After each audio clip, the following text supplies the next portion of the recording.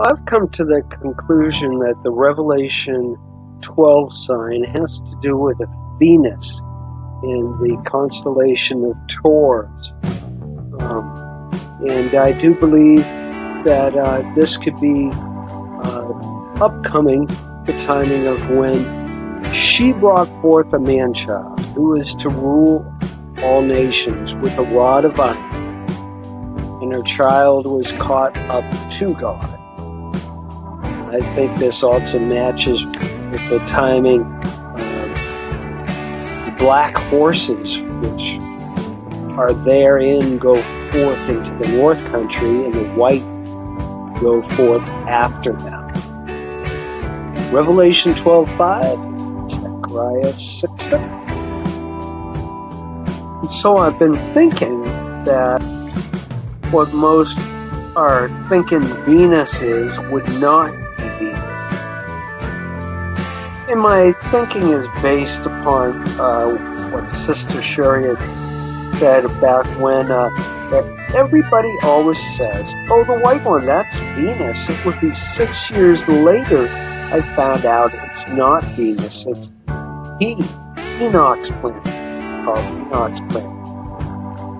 Then I go a little bit further on this thought and have come to the conclusion that EP, Enoch's planet, is actually also called Zion. And Isaiah 66 says, before she was in labor, she gave birth.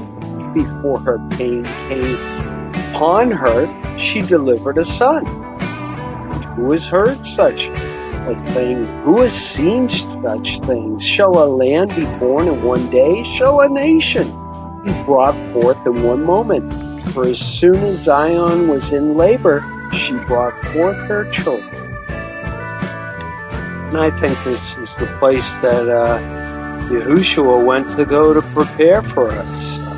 John 14:2-3 says that he would go and prepare a place for us, and that he will come again and receive you to himself, that where he is, there you may be also.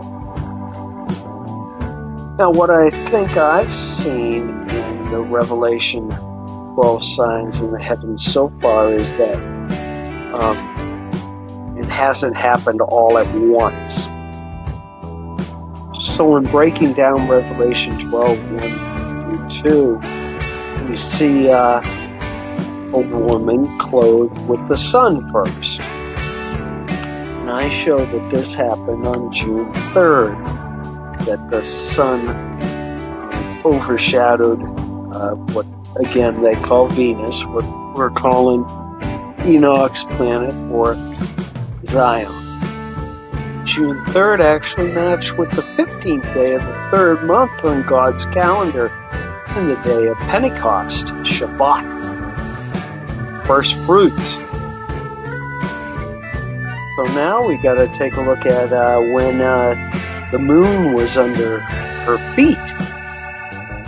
And what we see is the moon at her feet on June 19th, which corresponded with the 31st day of the third month, a day just prior to the first day of the new season.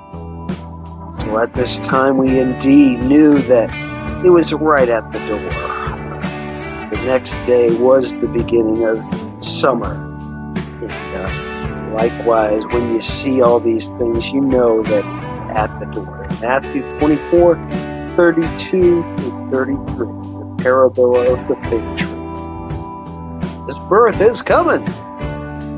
And so what about the crown of 12 stars upon her head? And what we see is there are indeed 12 stars of Taurus's horns. And here they are listed. And when Venus, what we are told is Venus, EP, second sun, Zion, is within that constellation, she has 12 stars on her head. Now, back in 2015, September, Father gave Sister Sherry a word about a process, a 10-day process of gathering his elect, bringing them home. And just because this was delayed at that time, I don't think the process itself has changed. I think it still very well could be a 10-day process. Where was I? Am coming, child, I'm coming. I know you've sounded the alarms before and prepared my people for many different routes that you have seen and I have shown you.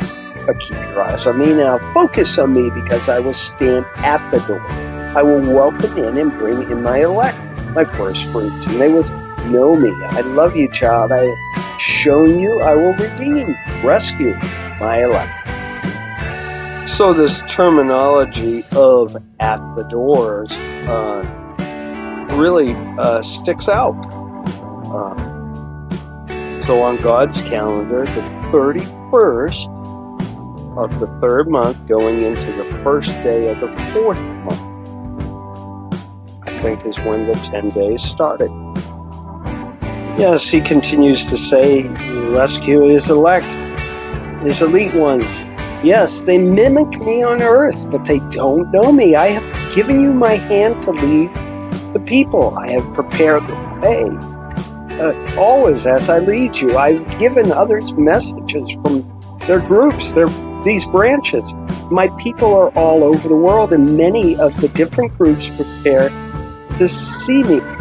But only those who walk in me will see me. Tell them, child, to walk in me. I am coming at the sound of a trumpet. I am coming to redeem my own. Listen for me, child.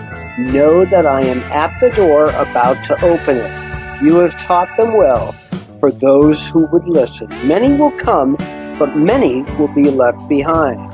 For 10 days I will gather my people, and then I will shut the door. So, coming at the sound of a trumpet, we see that on the first day of the months, as Numbers 10:10 says, also in the day of your gladness and in your solemn days and in the beginning of your months, ye shall blow the trumpet over your burnt offerings and over the sacrifices of your peace offering, that they may be to you for a memorial before your God. I am the Lord your God.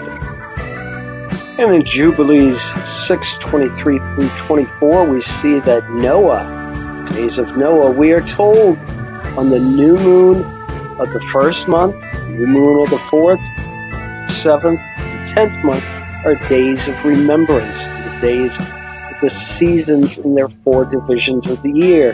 These are written and ordained as a testimony forever. And Noah ordained them for himself as feasts for the generations forever. And again, 4th month, first day of the 4th month, trumpets blown. So from the timing of At the Doors in June 19th, 31st day of the 3rd month, 10 days brings us to Sunday, June 28th. On God's calendar is the 9th day, where 2 Kings 25:3 and Jeremiah 39:2 tells us on the 9th day of the 4th month, the famine prevailed in the city, and there was no bread for the people of the land. Now this would be the same day in which Jeremiah 39:16 and 17 tells us, go and speak to Edimelech the Ethiopian, saying, thus saith the Lord of hosts, the God of Israel, behold, I will bring my words upon this city for evil, not for good, and they shall be accomplished in that day before thee. But I will deliver you in that day, said the Lord. You shall not be given into the hand of the men of whom you are afraid. And then verse 18 says, for I will surely deliver thee, and thou shalt not fail by the sword, but thy life shall be for a prey unto thee, because thou hast put thou trust in me, saith the Lord. Now, these words, Abimelech, actually means servants, worshippers of God. Ethiopian, Strong's H3568, means Cush or black. And prey actually means booty, purpose, pride. So I'm seeing this as the servants of God, the worshipers, being saved during that time. Something referring to black, maybe the black horse. And they are a prize. They are saved for a purpose because they trust in their Lord.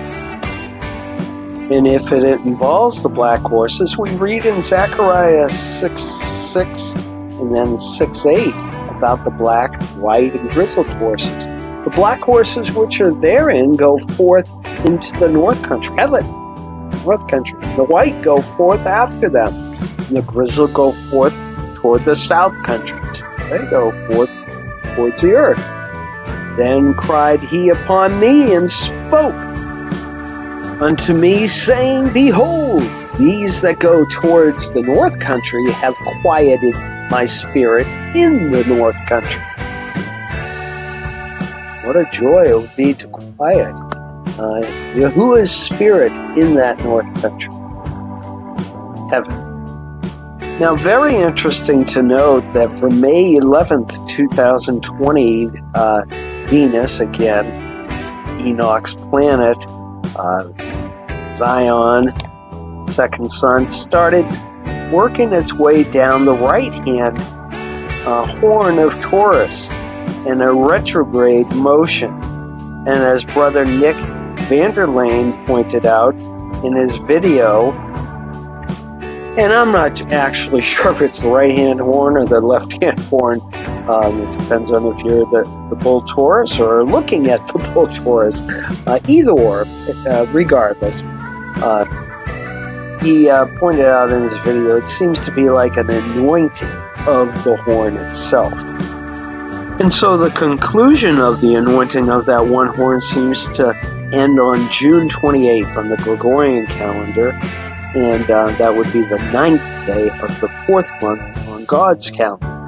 And then it continues to work its way over to the anointing of the other horn after that. About the white horse, it goes forth after the black horse. Does it mean the same day afterwards, or does it mean a separate day afterwards?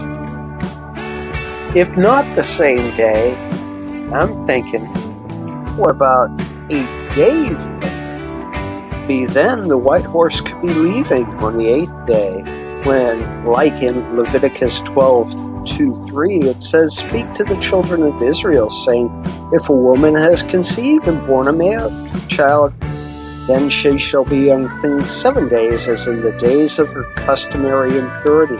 She shall be unclean. And on the 8th day, the flesh of his foreskin shall be circumcised. Maybe that's when the white horse will be cut off from this world.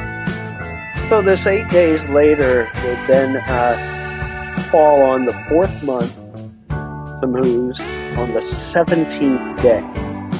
Originally, the fast was on the 9th day of Tammuz, when the walls of Jerusalem were breached by Nebuchadnezzar II.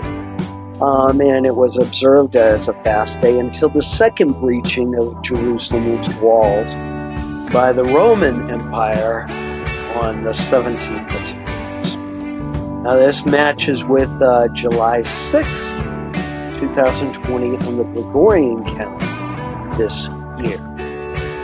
So this concludes this study and all the important dates to consider in which we might look as a watchman to be called home. Whether they come about as such, the Father knows for sure. But regardless, these are important dates historically to consider. I hope you take note.